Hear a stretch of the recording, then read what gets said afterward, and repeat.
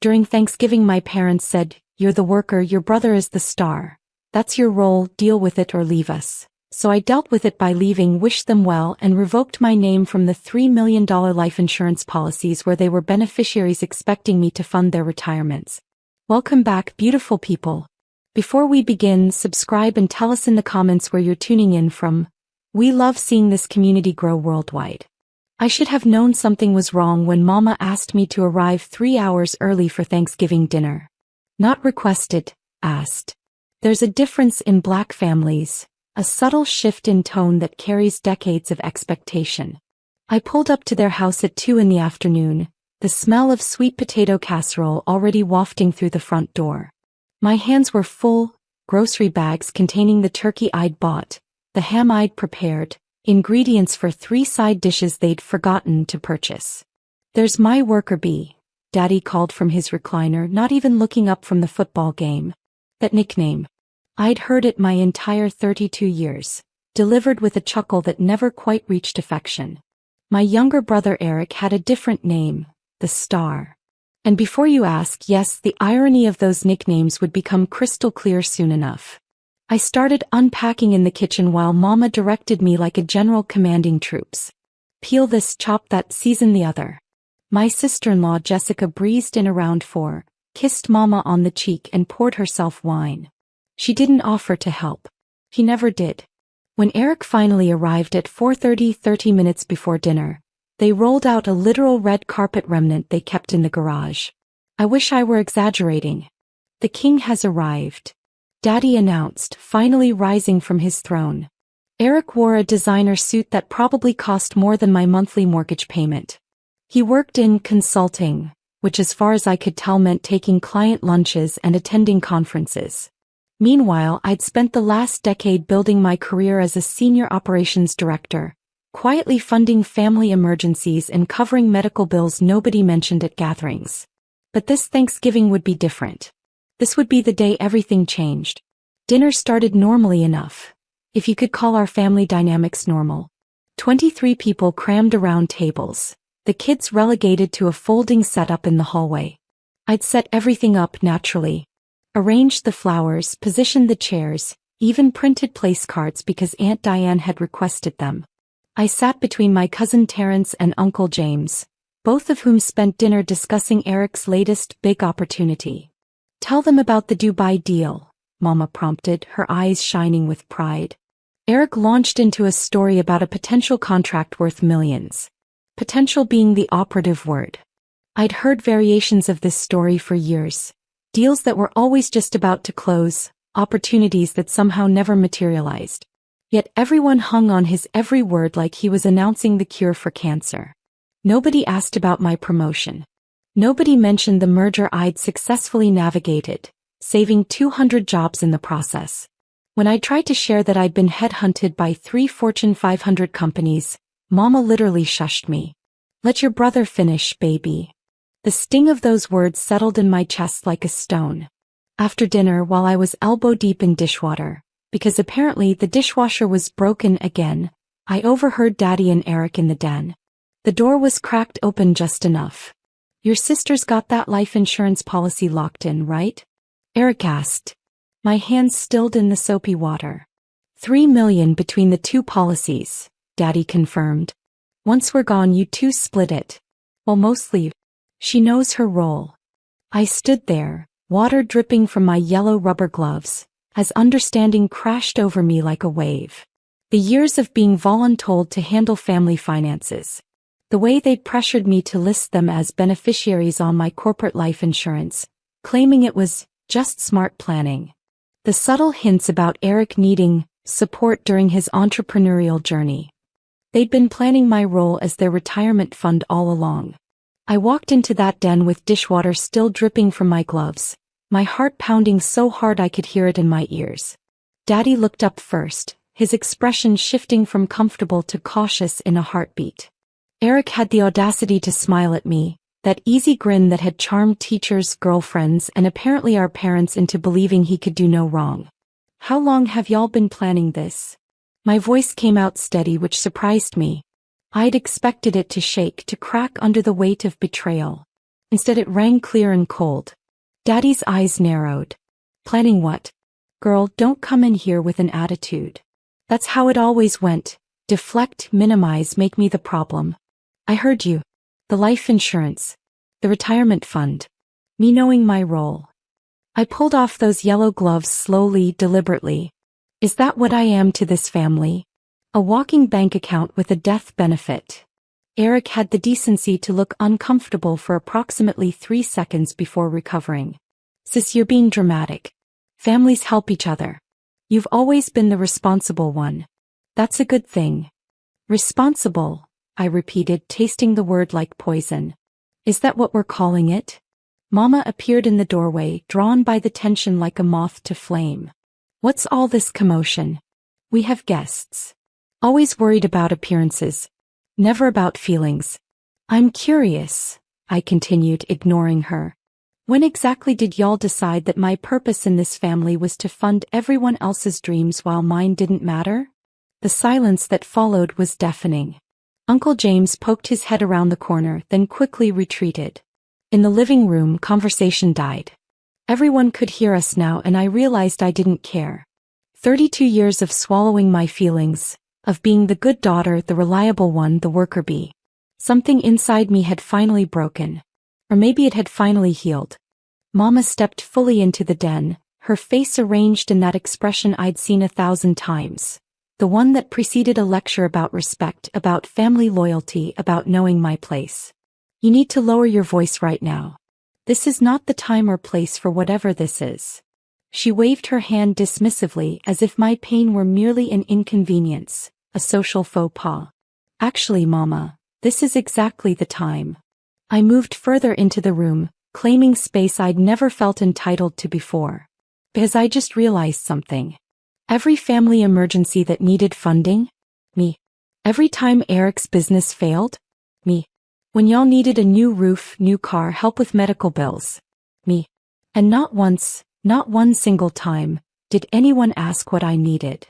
Daddy stood up, his jaw tight. That's what family does. We support each other. The hypocrisy of that statement would have been funny if it weren't so devastating. Support, I said, my voice rising despite myself. Is that what this is? Because from where I'm standing, it looks like exploitation with a side of guilt. Eric finally spoke, his tone patronizing. You're successful because you're good at your job. I'm working on building something bigger. That takes different kinds of support. Bigger than what? Than my actual accomplishments. The words tumbled out now, years of resentment finding voice. I've been director level for 3 years. I managed 200 people. I've been published in industry journals. But none of that matters because it's not flashy enough, right? It's just steady, boring work. Just me being the worker bee. Aunt Diane appeared behind Mama, followed by my cousins. The whole family was witnessing this now, our dirty laundry finally aired. Baby, you're being ungrateful, Mama said, but her voice wavered slightly. She felt the audience, the judgment that might swing either way. Ungrateful? I've given this family everything. You know what the saddest part is? I looked directly at my mother, tears finally threatening to spill. I would have helped you anyway. If you just asked. If you treated me like I mattered, like my life and my dreams were worth celebrating too. But instead you turned me into a resource to be managed. A retirement plan. And you raced my brother to see me the same way. Eric stood up, his face flushing. That's not fair. I love you. The words rang hollow, reflexive. Do you? I challenged. Or do you love what I can do for you? When's the last time you called just to talk? When's the last time you asked about my life, my job, my actual feelings? When's the last time you showed up for me the way I've shown up for you? He opened his mouth, closed it. The answer was written in his silence. Daddy tried a different approach, his voice taking on that stern, patriarchal tone meant to shut down rebellion. This is disrespectful. I don't know what's gotten into you, but you need to remember who you're talking to. We're your parents. We raised you, clothed you, fed you. You owe us respect. I've given you respect, I said quietly.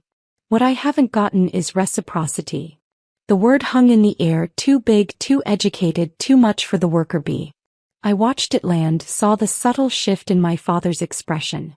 He didn't like being challenged, especially not with vocabulary that reminded him his daughter had surpassed him academically and professionally. Mama's approach shifted to manipulation. After everything we've done for you, this is how you repay us. By throwing a tantrum on Thanksgiving. She pressed a hand to her chest, the martyr's pose perfected over decades. We sacrificed so much to give you and your brother opportunities. I almost laughed. Opportunities? Eric got opportunities. I got expectations. Jessica, who'd been silent until now, stepped forward with her phone out. I realized with cold clarity that she'd been recording. You're being incredibly selfish right now, she said, her voice dripping with false concern. Family supports family. That's just how it works. Maybe if you weren't so focused on your career, you'd understand that relationships matter more than money. The irony of that statement, coming from a woman who'd married my brother specifically for his potential, was not lost on me. But before I could respond, Daddy dropped the bomb I should have seen coming. You know what? I'm tired of this. You want to act like we've wronged you? Fine. Here's the truth, and maybe it's time you heard it straight. He moved closer, his imposing frame meant to intimidate. It might have worked once. It didn't anymore. You're the worker. Your brother is the star. That's your role. That's always been your role. You're good at the background stuff, the logistics, the boring responsible tasks. Eric has charisma, vision, star quality. We invest in stars because they shine. Workers just work. That's the natural order of things. The room went completely silent. Even Aunt Diane, who'd always been quick with commentary, seemed shocked into stillness. Those words, delivered with such casual cruelty, hung in the air like smoke after an explosion. Years of feeling secondary, of wondering if I was imagining the favoritism, of telling myself I was being too sensitive, all of it crystallized into this one moment of clarity. Deal with it, Daddy continued, his voice harder now, or leave us alone. Those are your options. Stop trying to be something you're not. Accept your place or remove yourself from this family. We don't need your drama. Mama didn't contradict him.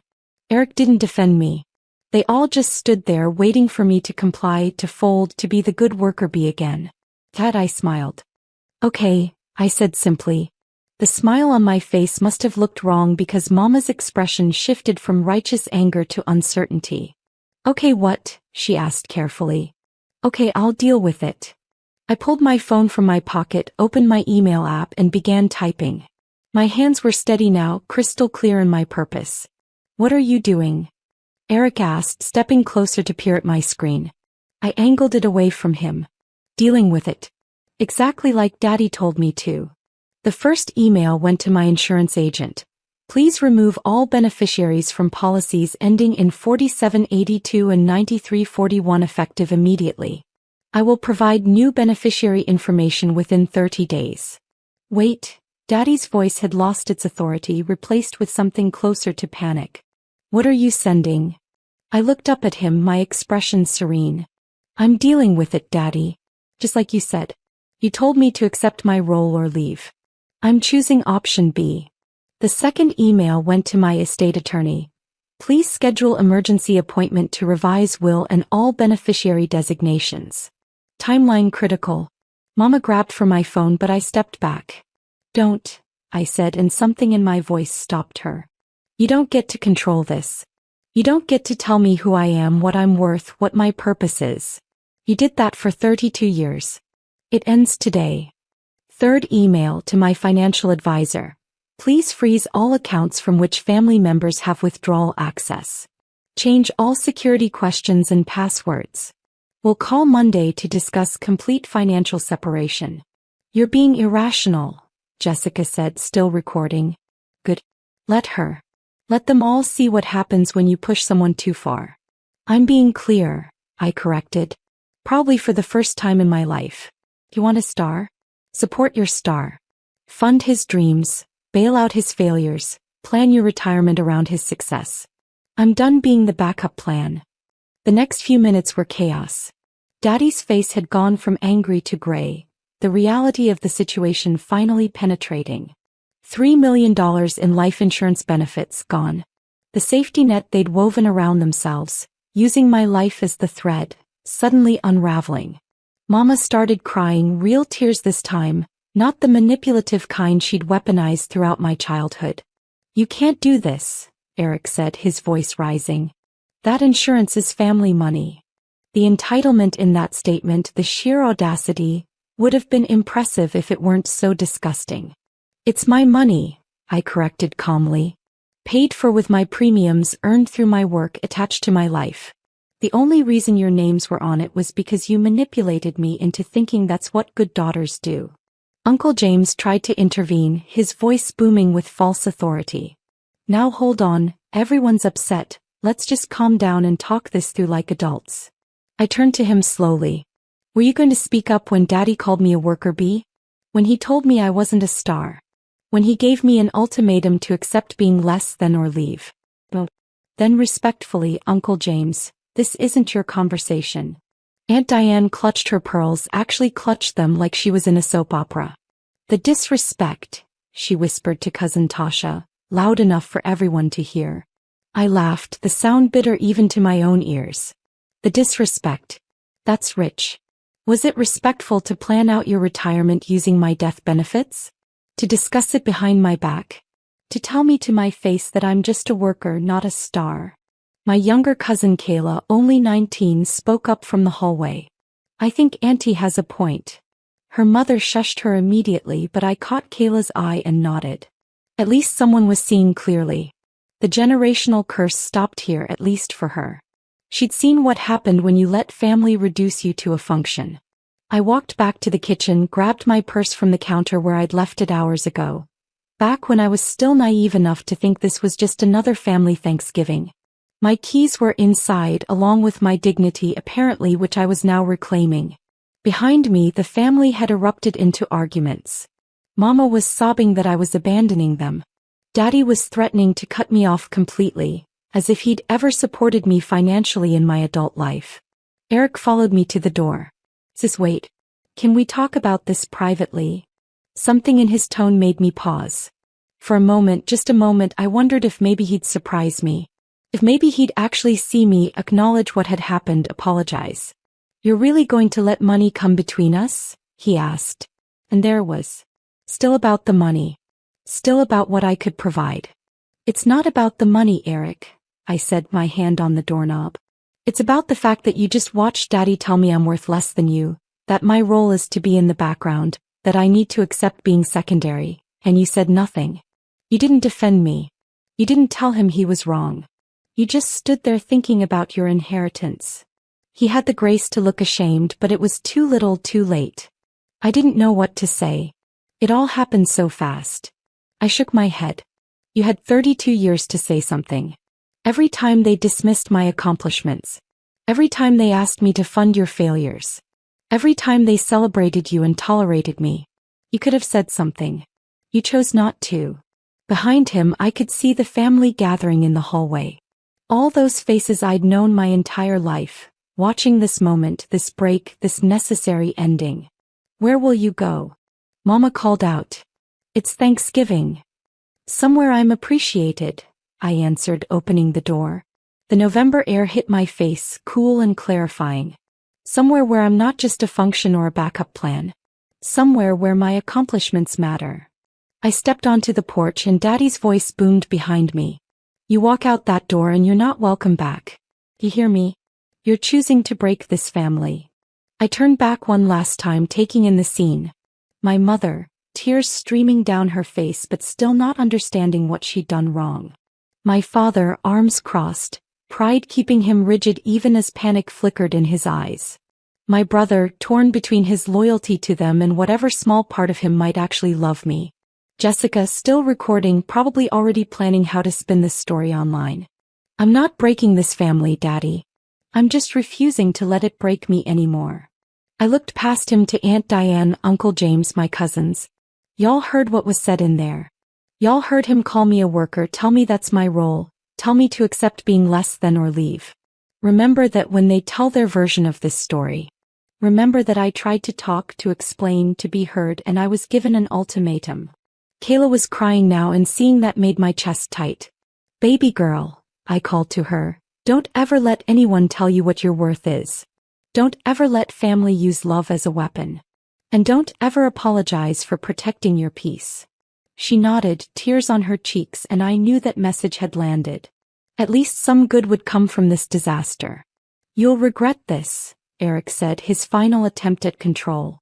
I smiled, and this time it reached my eyes. No, I really won't. But y'all might want to start working on that retirement plan.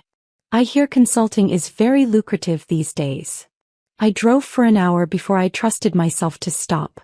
Just drove, no destination in mind, letting muscle memory and instinct guide me through familiar streets that suddenly felt foreign. I ended up at a park near the waterfront, one I used to come to as a teenager when I needed to think. The sun was setting, painting the sky in shades of orange and purple that seemed almost too beautiful for how I was feeling. My phone had been buzzing nonstop. 53 text messages, 21 missed calls, voicemails piling up.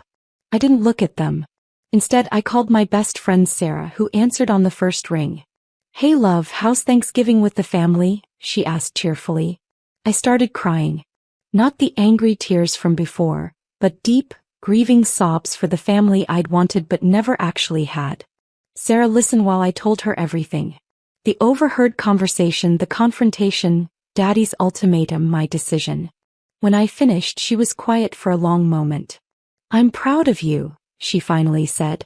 "I know it doesn't feel like it right now, but what you did took incredible courage." She paused. "Where are you?"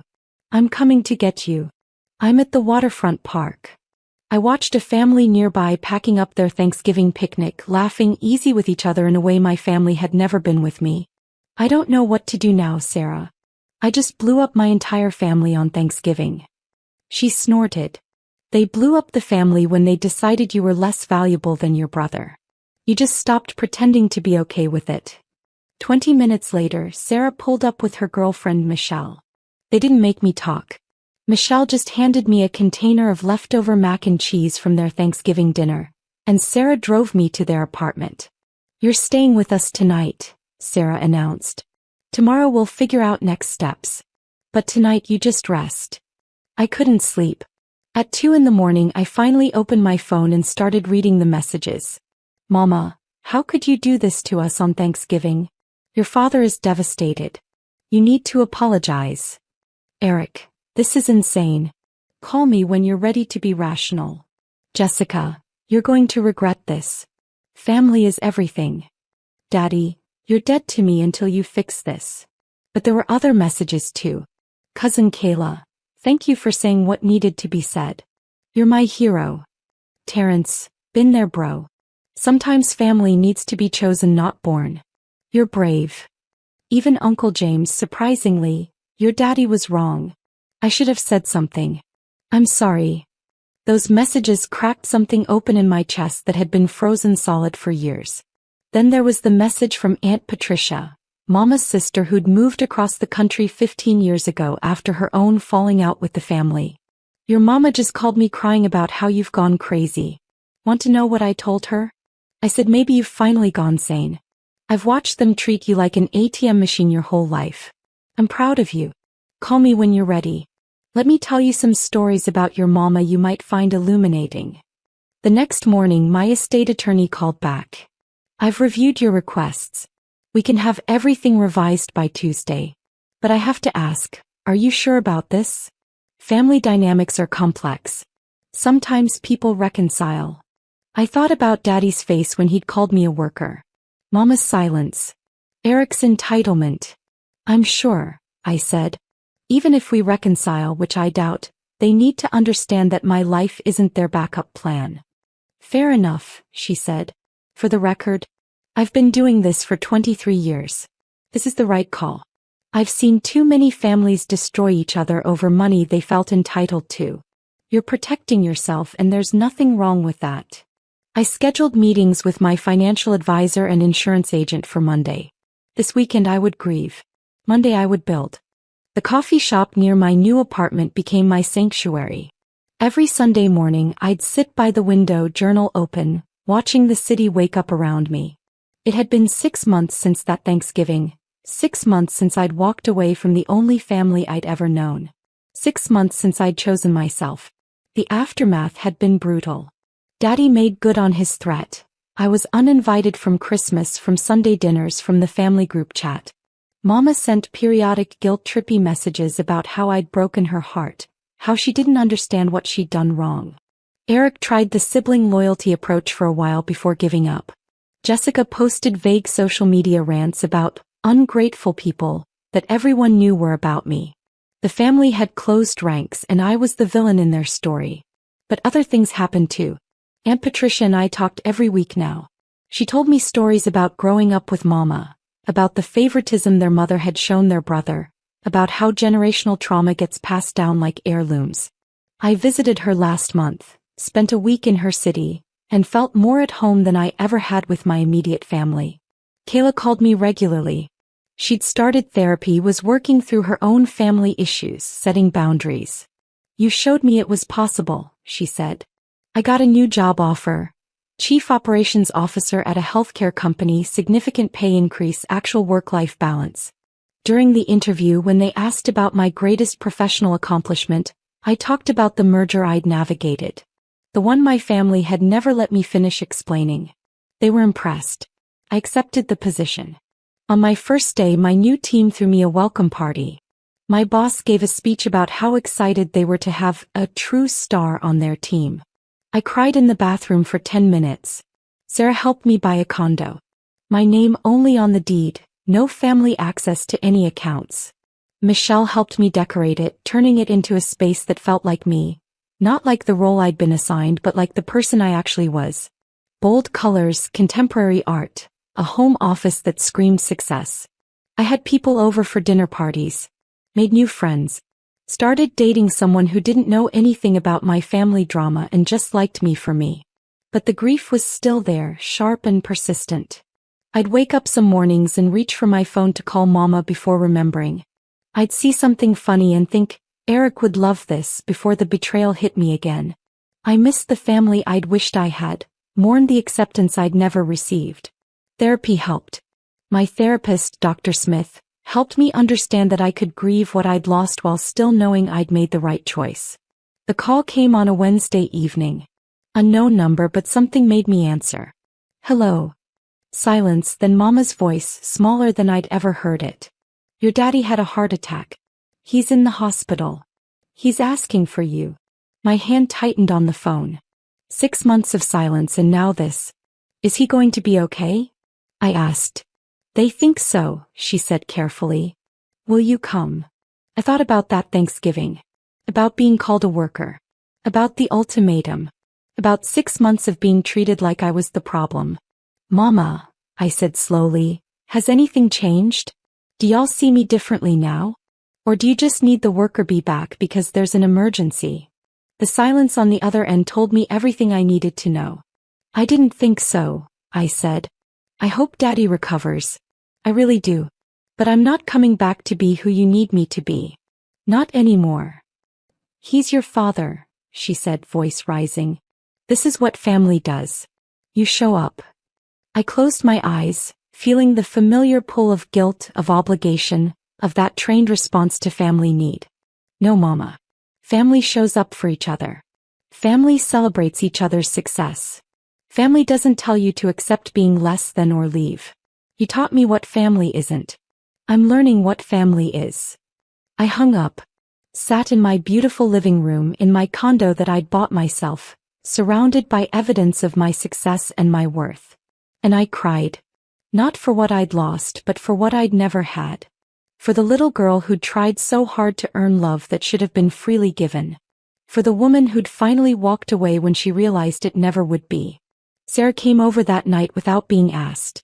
She just showed up with wine and Thai food and sat with me while I processed. "You okay?" she asked. I thought about it honestly. "I will be," I said.